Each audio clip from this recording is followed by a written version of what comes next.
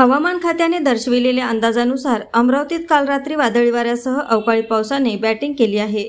त्यामुळे शेतातील गहू, ज्वारी, संत्रा, निंबू, कांदा आणि भाजीपाला पिकांचे मोठ्या प्रमाणात नुकसान झाले आहे।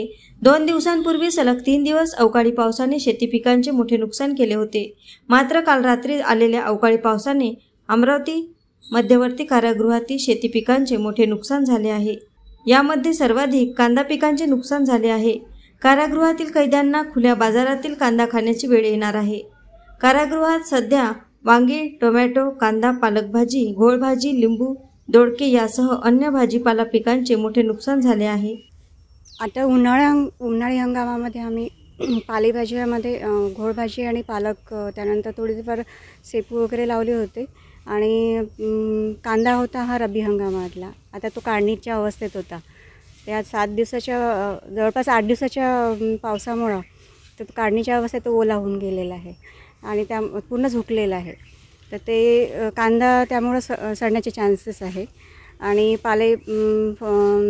घोळभाजी पूर्ण खराब झाली। त्यामुळे आम्ही अमरावती कारागृहाला जे आम्ही भाजीपाला रोजचा पुरवठा करतो दोन्ही वेळेला, तर तो पुरवठा आमचा होऊ शकणार नाही। त्यामुळे आमचं नुकसानच आहे। AS न्यूज महाराष्ट्रकरिता अमरावती येथून रुपालीसह अनिल साखरकर।